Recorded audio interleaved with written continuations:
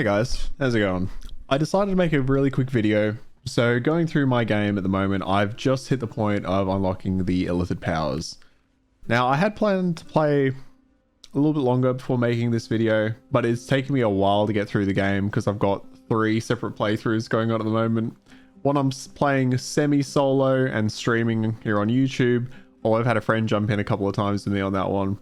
I've got another running with a couple of other mates, and then another running with someone else entirely. So it's going to take me a while to get through this game. So it's going to be a while before I actually get to the end and could have made this video. So instead, I've done a bit of research, looked around online, and honestly, most of the information I have now, but the rest I've got as well, and I'll run through that through the video.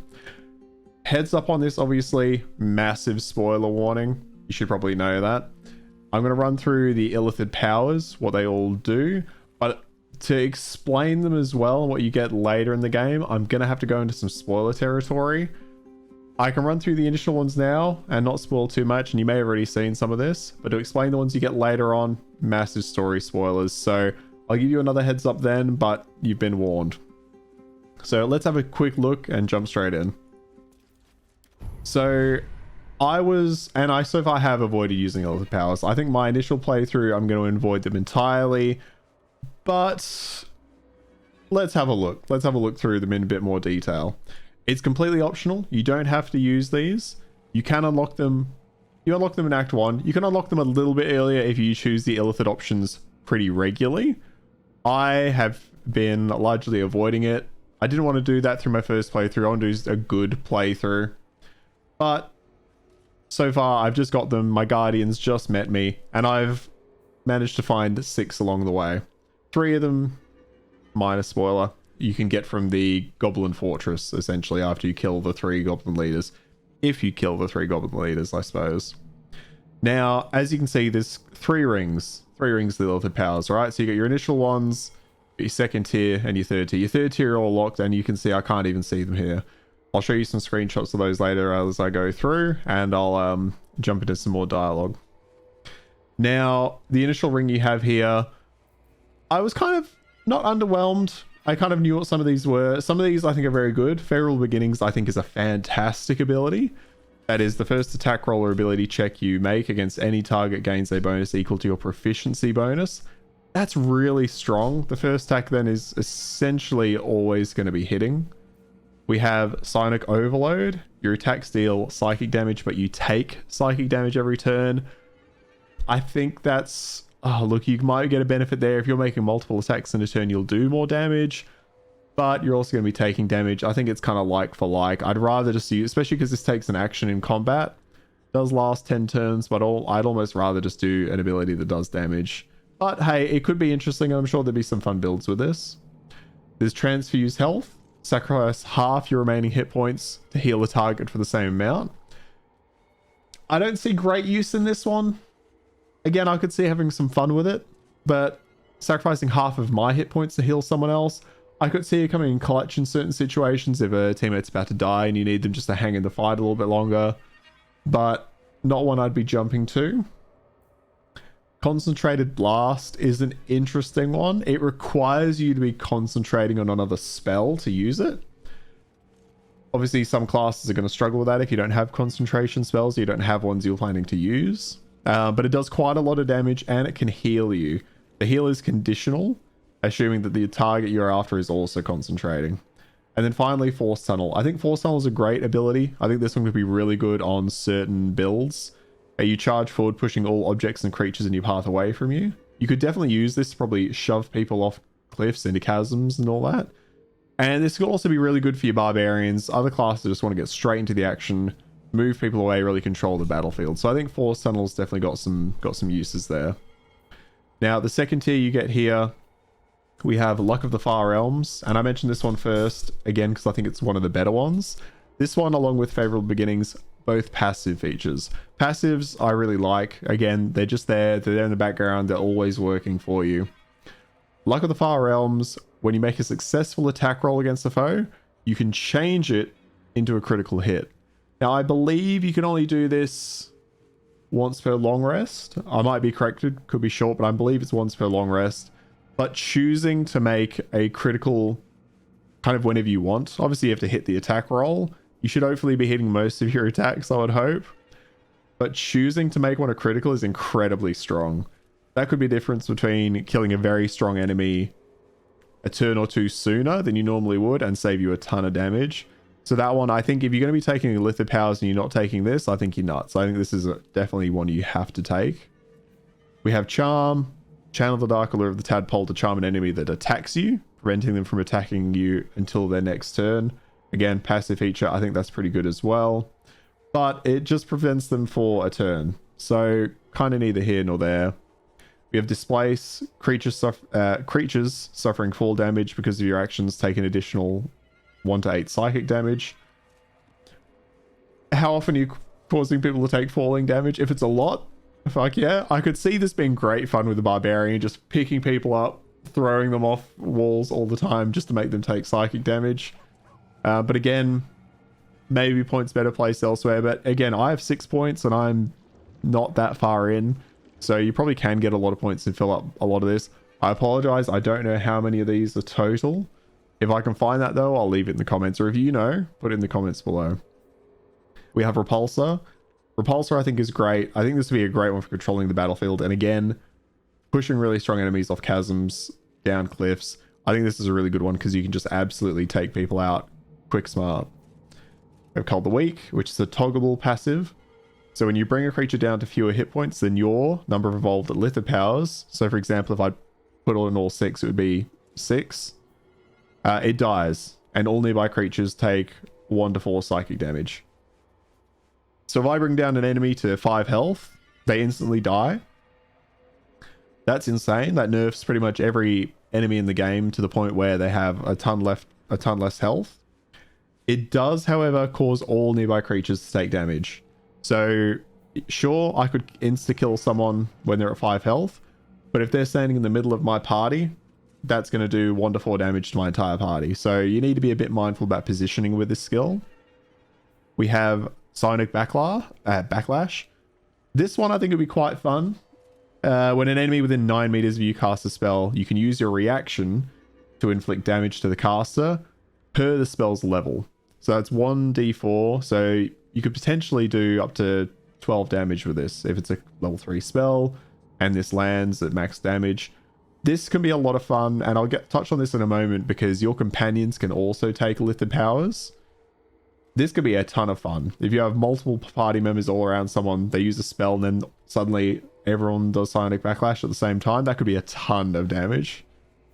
We have Shield of Thralls. This one's interesting. You conjure a volatile shield around yourself or an ally, granting the target 10 temporary hit points.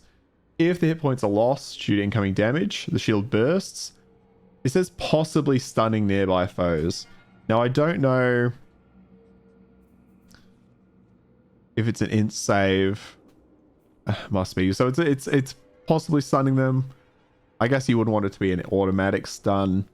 Again, 10 hit points, not bad. You can see it's done on a it's reset on a long rest. The stun lasts a single turn. Not a bad ability to take. Where are we? And then we're up to Perilous Stakes. So this one, you invest a creature with power that heals it when it attacks, but it also makes them vulnerable to damage. So you're putting an ongoing heal. Could be good on your barbarians again, assuming vulnerable, so you take twice as much damage from a certain damage type. I don't exactly know how it chooses what damage type that is. You might be able to correct me in the comments. Could be good on barbarians who take less damage when they're raging. Again, it's a give and take. You're taking more damage, but you're healing when you strike. Again, if you're doing multiple strikes, multiple healing, could be decent to take, could be a lot of fun. We have Stage Fright. Your rolls have disadvantage on attack rolls and take... Oh, sorry. Your targets have disadvantage on attack rolls and take 2 to 12 psychic damage each time they miss. Not bad. I was going to say, I'm pretty sure bards have a similar ability. Obviously not quite as good. And we have Ability Drain. Another passive feature.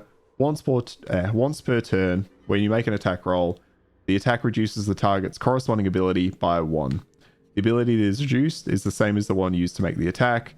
You know, for melee weapons is usually, it says it here, usually strength, range weapons, dex, you know, and spells usually a spellcasting ability. So if you're a barbarian, you hit someone, Once per turn, you can make the if you make the attack roll, the target's strength will reduce by 1 if you hit them with a melee weapon. If you cast a spell on them, could be the int, charisma, whatever your spellcasting stat is. That's quite fun. Again, once per turn, but you're reducing somebody's abilities and strength there. And then that's all the ones I have access to right here. I'll jump into the third tier ones in just a sec. That's where we're going to get into some spoilers, but I also wanted to mention your companions can use these too. So for example, Astarion here is willing to have these done. Now, let's have a look.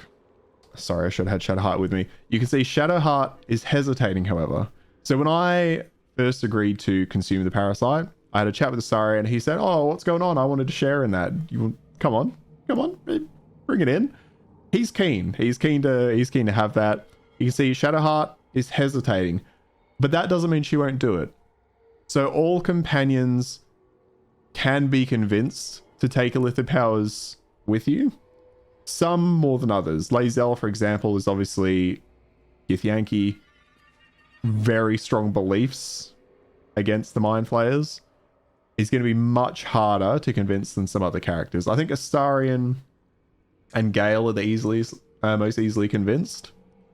But something else to consider as you put the point in to Astarion here is that it's a shared resource. So I've given Astarion that power.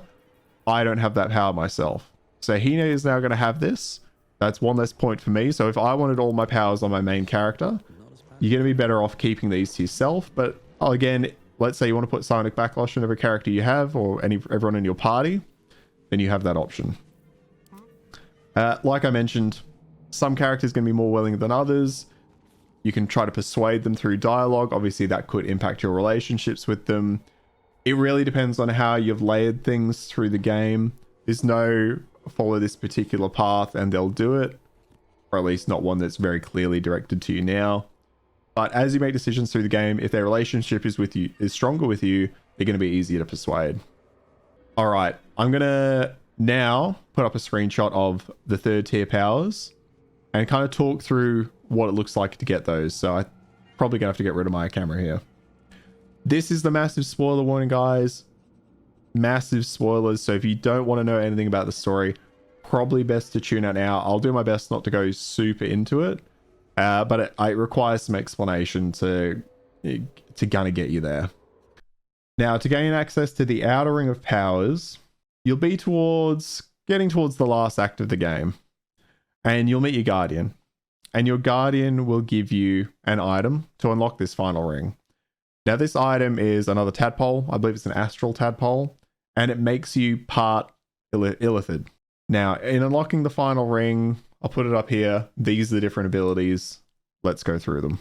Alrighty, so the first one is, and you probably saw this in one of the trailers if you've been paying a lot of attention and watching quite a few of them, it is the Displacer Beast shape. So you transform into a Displacer Beast that can displace itself and enemies and has 85 hit points. And that lasts until a long rest.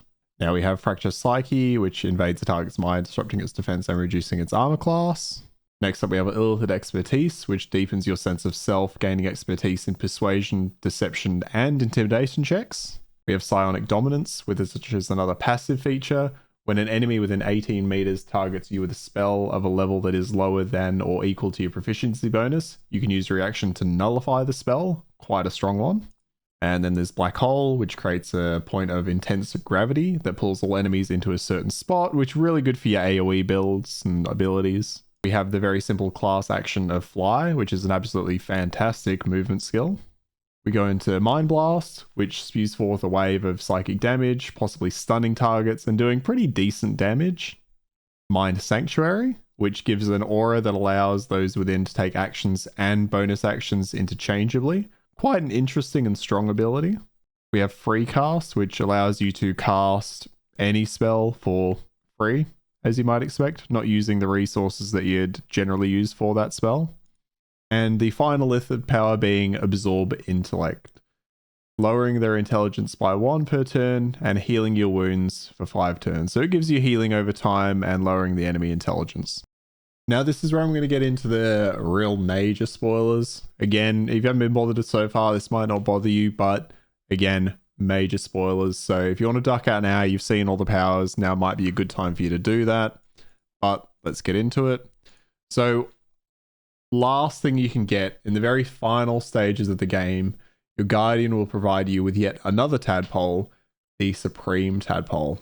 Now, this is a spoiler. If you decide to consume this tadpole, or if you can convince a party member to do it, you will turn into a Mind Flayer. Now, this has implications in the story that I won't go into specifically because you don't really need to know, but it will turn you into a Mind Flayer, which will increase the strength of all the powers and unlock them all. So let's say you haven't unlocked them, this will unlock all of the powers and give you increased potency in all of them, but your character will become a Mind Flayer. You are still in control. You don't lose control of your character. Like, you're still the same character in terms of your character's mind, behavior, everything. You just become a Mind Flayer. So your race changes. Your class remains the same, but your race essentially becomes Mind Flayer. So as you can imagine, Mind Flayers, not really that popular in the world. You know, I mean, sure, you could be the best goddamn Mind Flayer out there. You're a Mind Flayer, right? So look, that's the spoiler. There are obviously story implications to that. I don't want to spoil exactly what those are in this video. That's not what this is about. But just to give you an idea, you can get into that final form.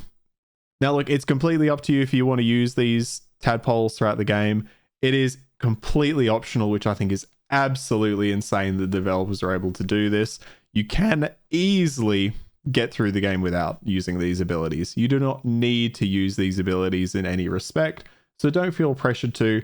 But I think there's great options here if you want to experiment with builds, see how this can augment builds, create entirely new builds. And it's just a hell of a lot of fun. I myself am probably going to avoid using these through my first playthrough, then go through and use these on a second. And I'm honestly really looking forward to it. They look like a lot of fun. As always, guys, if you made it this far into the video, thank you so much. I really appreciate your support. Please give me a like, subscribe, comment on the video, all the good stuff. It all helps me out. I had hit 500 subs, then a few you cheeky fuckers unsubscribed, so now I'm below 500 again. Let's see if we can get me to 1,000. Let's prove them wrong. Thanks so much, and I'll see you guys in the next one.